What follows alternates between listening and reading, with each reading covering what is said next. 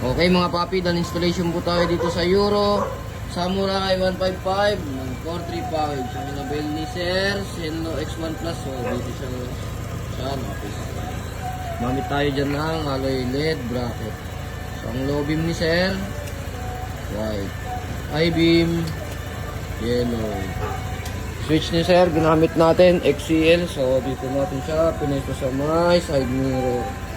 Tapos i-rewire natin yung ano ni Sir para dito natin malagay yung kanyang passing.